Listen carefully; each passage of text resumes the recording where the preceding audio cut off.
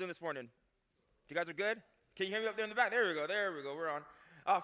For those of you who we have not met, my name is Denvil, and I have the privilege of serving as one of the pastors at the chapel. It's a local church here, and I am so glad to be able to share with you this morning in this series that we're in, and we're talking about Tik Tok Theology, and what we're looking at are some of the big questions that folks are answering on TikTok. Some of your favorite TikTokers are answering some of like these big questions around spirituality and around religion. Some of them are doing a really good job. I got the opportunity to really engage with like just a bunch of pastors and speakers and even people like students like yourselves who are just sharing their faith or wrestling with their faith, if you would. And some people are doing a really good job at answering some of these questions and at tackling some of the big questions around religion and spirituality. And some TikTokers I have learned have literally just danced around the questions. They get on, and instead of telling us the answer to the question that we're asking, they kind of dance around it a little bit. And the question that I want to tackle a little bit this morning is around religion and how religion evolves through time. How does religion revolve with the times? How does it evolve? How does it move through time? How does it change? Like, does it go backward? Does it go forward? What is the relationship between religion and time? I wasn't always a Christian. I used to be an atheist, and a part of what I used to believe, especially during my college years, I really had this idea that at some point, religion would actually meet a point where it would no longer exist. Like we would no longer need it, right? And so when I had my classmates who were studying religion, I used to always ask them, how does it feel to be studying something that's going to be irrelevant by the time you graduate? And a part of that was because I was under the impression that at some point we would have all the answers to the stuff that we need to have, and that religion would just kind of go away. But over time I have learned that religion actually doesn't go away. It just gets replaced by other beliefs. That it doesn't really go away. Ever since the beginning of time, when people weren't even trying to be religious, they were. When I wasn't trying to be religious, I found that like I couldn't escape it. You can't not believe anything because belief is actually at the foundation and the fiber of what we do. So understanding how religion works in the world is a really important question. I think it's a question that we should be asking and one that we should be answering. More so, how does it evolve or evolve over time? How does it grow? How does it change? How does it morph? I think that's a really good question because we look around and we see that everything else is changing over time. The more we learn, the more we grow, the more things change over time. Especially like when you look at things like the scientific revolution, when you look at the Enlightenment, when you look at how far we've come as a society, you start to realize that a lot of these social institutions, they do evolve. Social institutions evolve. The way that we think about family changes over time. The way that we do government, like the government passes new laws every year. You guys get that big old list of laws, right? Like even our government, our society, everything is changing over time. And I think it's a good question to ask, is there a space where religion should be evolving also? A problem with the question first, before we kind of tackle it, I want to tell you the problem with the question. The problem with the question is that religion is not a monolith. So sometimes when we talk about religion, we kind of group it all together and just say like, does religion change over time? But different religions look at the problems in the world and they come up with a different conclusion as to what the problem is and why it's here.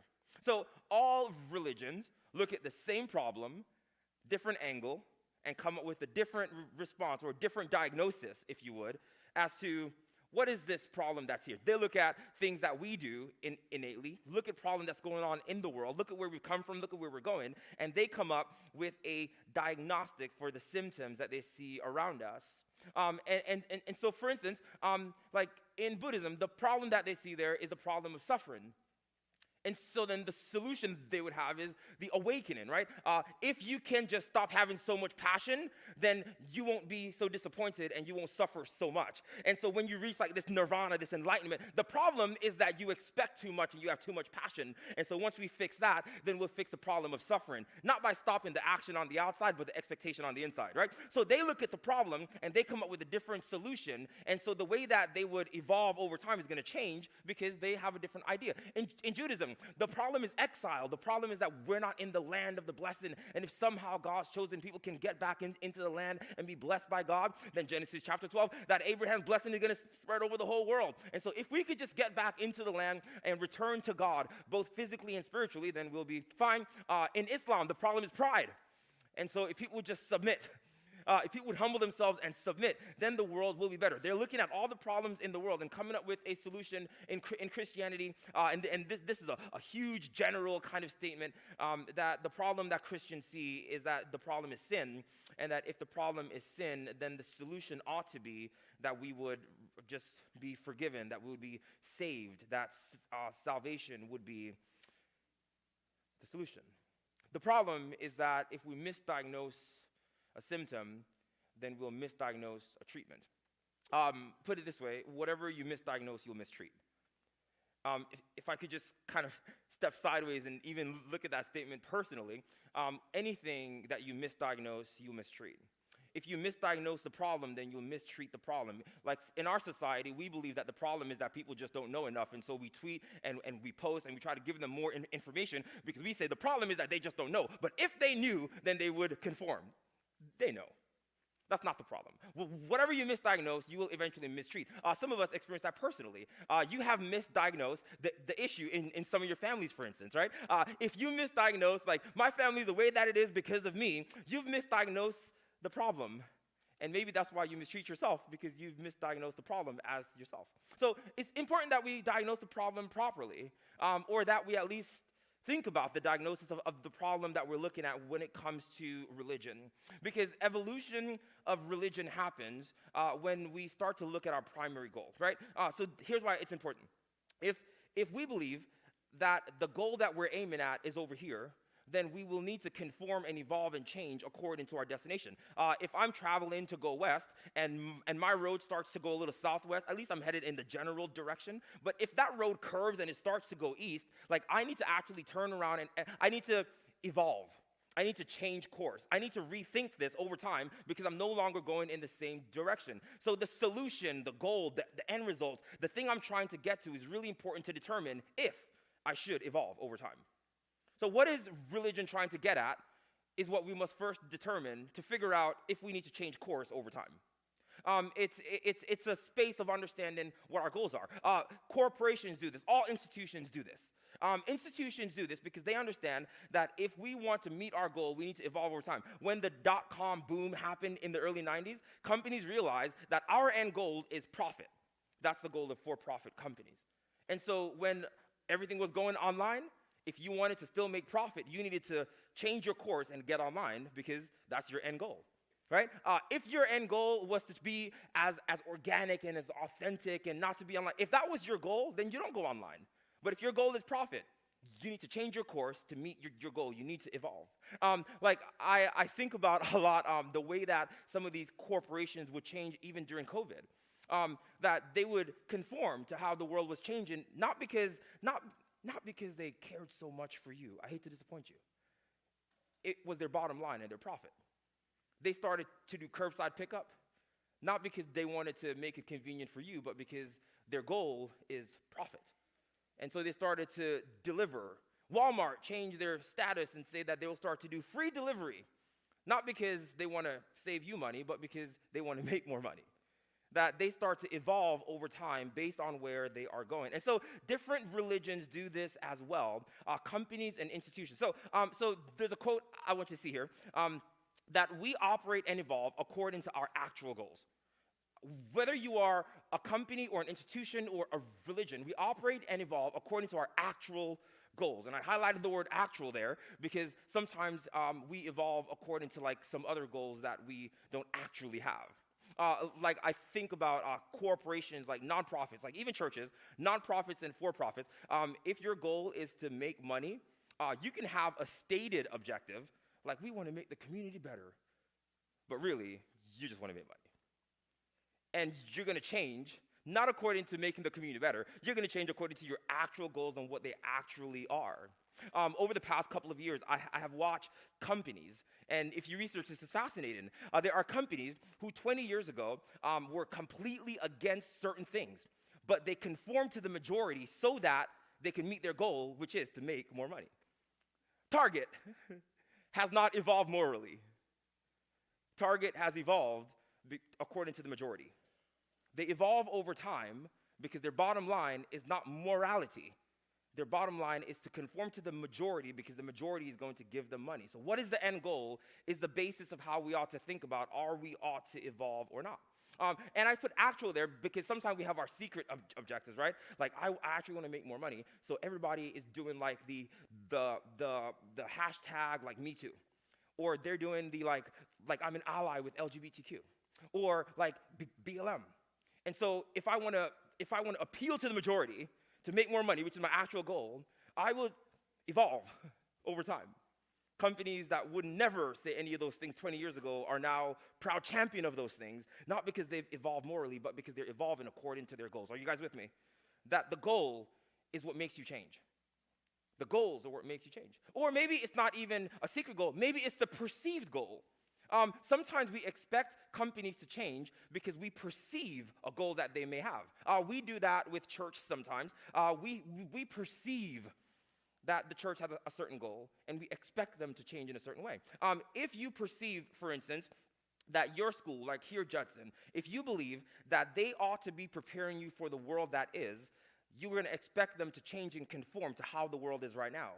But I'm suspicious that Judson's goal is not to prepare you for the world that is because they're really smart. They're not trying to prepare you for the world that is because the world that is will not be when you graduate.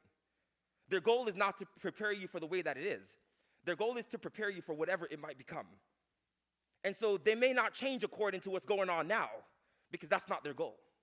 Their goal is to prepare you for whatever is going to be in the future. If you think, however, that your school should be preparing you for the way that the world is, you'll be frustrated.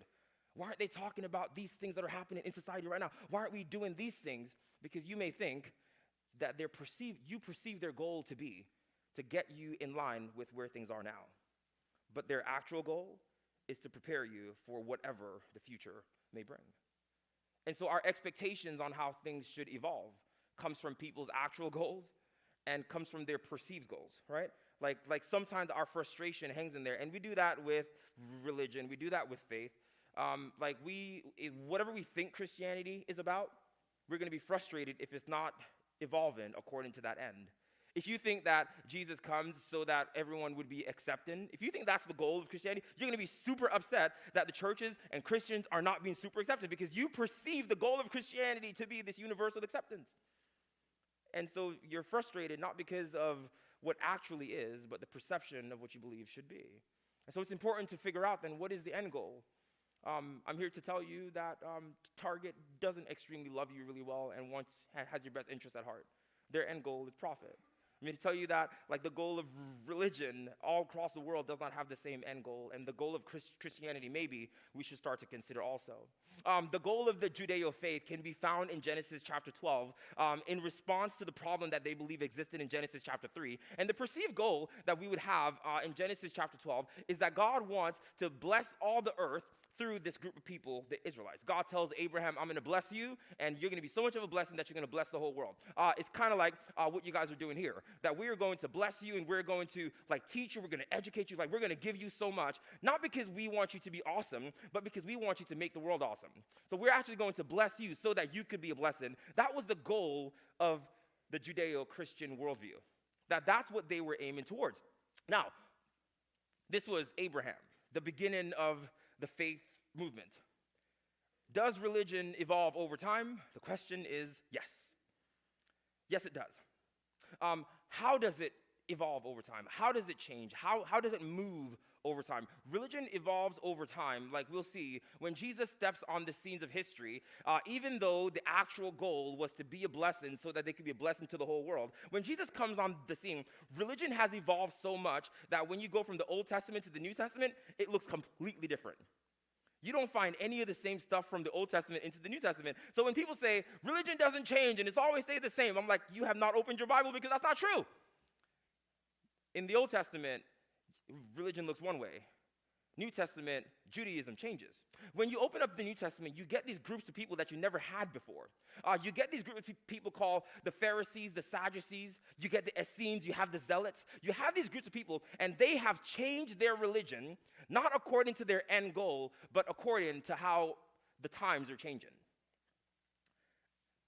They have not changed according to be a blessing so that you can bless the whole world. They changed according to we were in exile and we were in Babylon, and now we're under the Roman rule empire. And so now there's a group of people called the Pharisees who are the fundamentals, and they're like, well, we need to preserve our lives. Our religion now revolves around our own preservation, and if we could just get moral uprightness, then we will be okay. And they were the fundamentals of Jesus' day. Their religion evolved over time, not according to where they were going, but according to where they were. We got a group of people called the Sadducees. These were the accommodators. These are the ones who said that, well, Herod's temple's like taking over. If we just play nice and get along and maybe conform a little bit, like not too much, but if we conform just a little bit and give in a little bit here and there, then it won't be so hard. These were the accommodators. They changed their faith, not because of where they were going, but because the times. You change with the times. There's a group of people called the Essenes. The Essenes were the ones, they were the isolationists. They wanted to preserve their faith, not give it away. So they were called to be a blessing to the world, but they will be the one to escape the world and put themselves in a bubble to preserve their faith. Your faith was not made to be preserved. Your faith was made to be shared. But over time, you will evolve your religion over time based on the times and not based on the goal of why you started in the first place. You have this last group of people called the Zealots. The Zealots were the ones who were like, we are going to become the majority culture come hell or high water. They would do it via bloodshed. They would fight wars. These were the people who were going to set up and say, we're going to take over the government. We're going to take over the economy. These are people who are like, if Christianity can just become the majority in the United States, then finally we'll be where we are. So we're going to run for office. We're going to take over commerce. Like, they believe that the way that they ought to survive their faith is by bloodshed. But the problem is that the Jewish people were called to spread God's peace over the earth. And so now you have violated the very essence of why you started, because you have evolved your religion not based on where you're going, but based on the times and where you are. If your religion evolves, I would encourage you to make sure that it doesn't evolve according to the times, because the times will change. That religion ought to evolve according to the goals. If it's for profit, then so be it. At least be honest. But if it's actually to be a blessing in the world so that you could be a blessing to the world, don't lose vision in that. And anytime we change, anytime we morph, we must keep the end in sight. Otherwise, we'll find ourselves changing based on the world around us. St. Augustine puts it this way. He says that if you believe what you like in the Gospels and reject what you don't like, it's not the Gospels you believe, but yourself. See, if you've changed your religion according to where you are now, you will lose your goals. You will miss out on the very reason why you have started. And so our ideas around Christianity then must be, what is the end goal? What are we trying to get at? The Jews of Jesus' day believed that if we could just follow the laws, whether we enforce them, whether we see how many of them we can actually keep, whether we just try to isolate them and hide away, or whether we enforce them with the sword, either way, if we could just get these laws right, that's the problem in the world. We perceive the problem to be that people are not submitted to God's laws. And somehow, if we could figure out a way to make that happen, then finally this would work. When Jesus comes on the scenes of history, he makes an astonishing claim. He says the problem with the world is not that people aren't following the law. He says that the problem in the world is that people aren't following him. It's actually pretty astonishing when you think about Jesus' claims. It doesn't make him anywhere near humble. He says that the problem is not that you aren't aligning to the law. In fact, he would say, I have fulfilled those laws. Like, I didn't come to abolish them. I came to fulfill them. Like, they are inferior to me. And so Jesus would say, the problem with the world is not that they're not abiding to the laws. It's that they're not abiding and aligning to himself. Jesus sees himself, like you would find it, that he sees himself as the final evolution to which the Judeo-Christian faith aims. Jesus sees himself, like you guys probably have this thought before, if the whole world would just conform to me and the way that I see it, we'll finally be okay. I know you probably won't raise your hand and say that, but you probably believe that somewhere. Like, if the whole world would just function according to the way that I see it, we'll all be all right. Jesus believed that about himself, and he was proud to say so. And he would say if the whole world would just align itself to him, then that would solve all of the world's problems. Jesus believed that all of the Judeo-Christian faith, that it would all point to him and align to him. This is what he says in John chapter 5.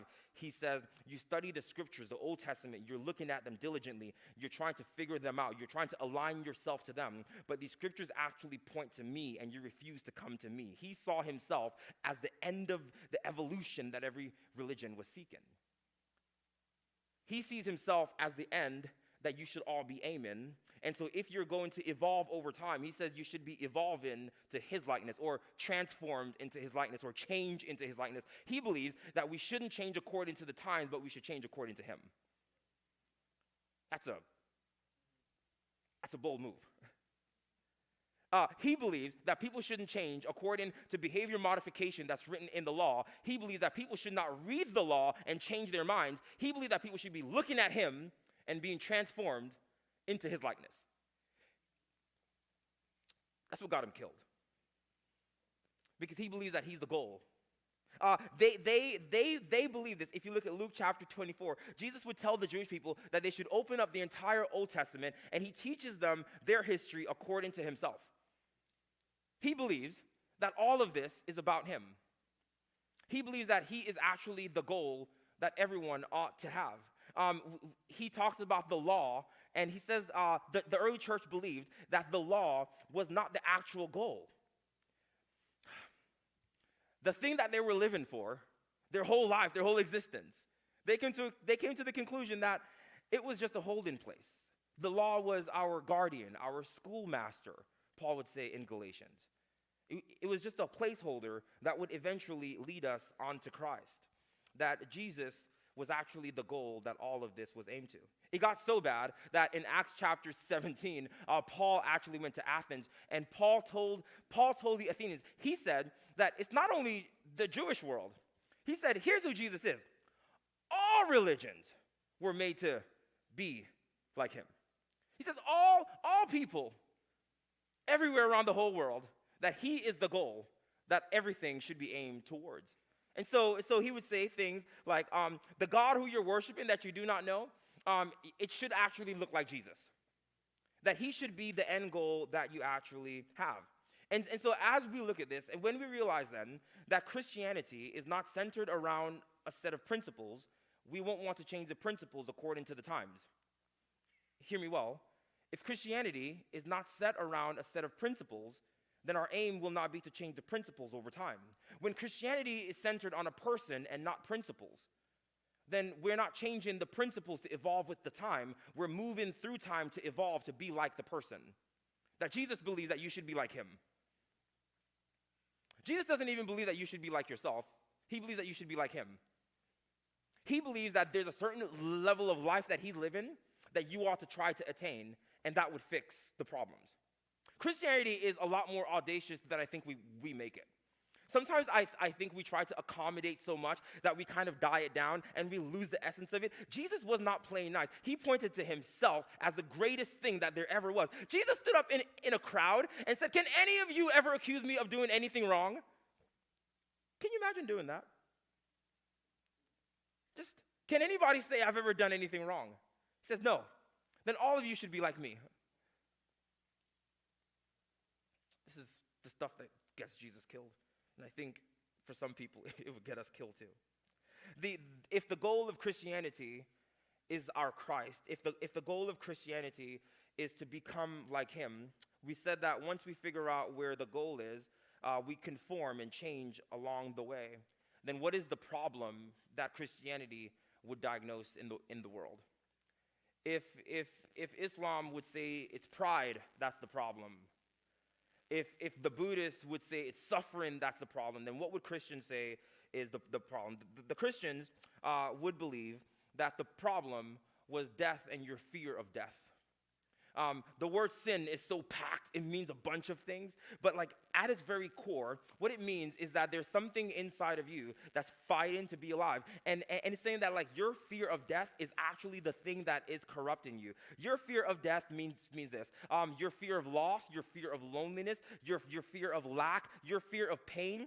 It's death and everything that's connected to death. Because someone who's drowning will pull you down, not because they hate you, but because they want to live. Like your self-preservation, Jesus says, is actually the problem. So he tells his disciples stuff like this. If anyone wants to come after me, you must actually deny yourself and take up your cross and follow me. If you try to save your life, you're going to lose it. But if you lose your life for my name's sake, you'll find it. He believed that the problem in the world is that everyone is afraid of death, and it's killing everybody.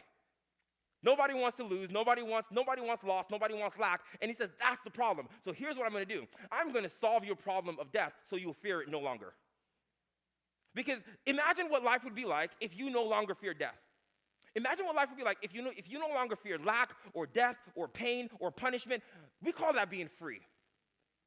So they believed that he set us all free who lived their lives as slaves to the fear of death and dying. Slaves to fear. Some of us are taking classes not because we want to go into a career that we enjoy. We just don't want to be poor. Okay, that was good. That was good. I know. I know. Some of you guys are like, that was good. Because I took classes when I was in college for stuff that I didn't want to do. I hated it, but I was like, maybe make me some money. I was the fear of lack. And so Jesus says, hey, when I conquer the issue of death, then finally you can be free. And he says, that's the problem. That's everybody who hates you, their problem is actually not you. Their problem is that by stepping on you, they're solving the problem of death by a little bit. Jesus says that is the problem, and he solved the problem of sin, the problem of self-centeredness. And he says if you would actually just die already and be alive in him, then you will live for a different reason and not just trying to be alive. And so what Jesus would give us then is that I'm going to solve the problem of death. And then he tells his disciples something that's fascinating. When Jesus looks at the Old Testament, for you Bible scholars, here's a little pop quiz. A teacher of the law came to Jesus and says, how do you sum up all of the law? How do you conclude it? Jesus says, here's the first commandment, is to love the Lord your God with all your heart, all your soul, and all your mind. And the second one is just like it, which is to love your neighbor as yourself. Right? So Jesus says, all of this is pointing to this one end.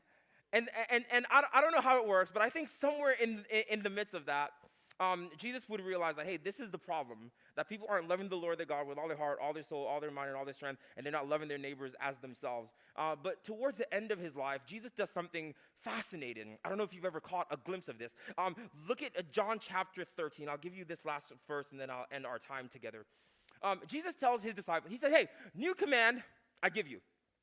You had 10 of them here. We summed them up. Love the Lord your God and love your neighbors as yourself. He said, now I'm going to give you a new command that you. So religion is evolving. He's evolving it right here. We see it moving. He said, here's a new command. I don't want you to, no longer do I want you to love the Lord your God with all your heart, all your soul, and all your mind, and all your strength, and love your neighbor as yourself. I don't want you to love people like you love you. He says, I actually want you to love people as I have loved you. Because there's something wrong with the way that you love you, that if you love other people the way that you love you, that you're not going to love them at all, because some of us suffer from self-hatred. And Jesus say, I'm actually going to evolve, because this whole thing now is about me. So new command, level up. Religion is about to evolve. It's no longer about the law. I have fulfilled it. It's about me. It's no longer about trying to do your best, because your best is not enough. Because some of us can barely love ourselves properly.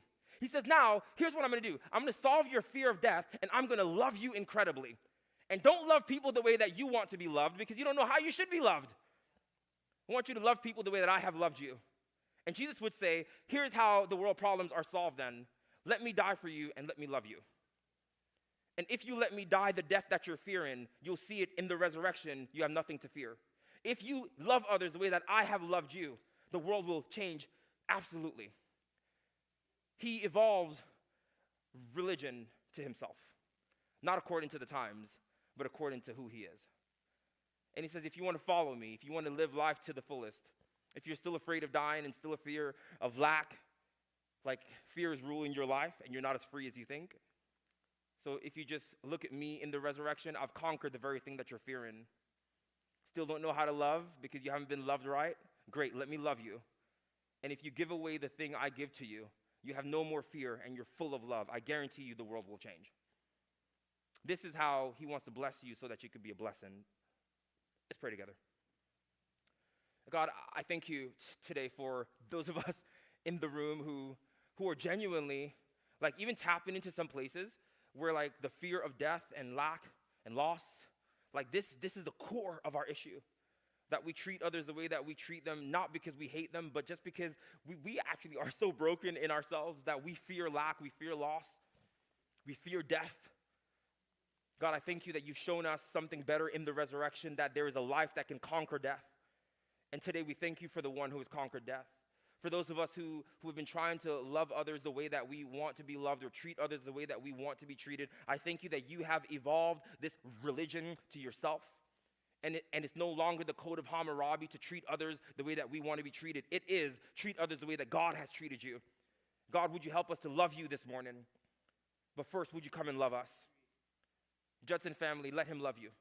Right where you are, wherever you are, however you are, let him love you and the world will change. God bless you.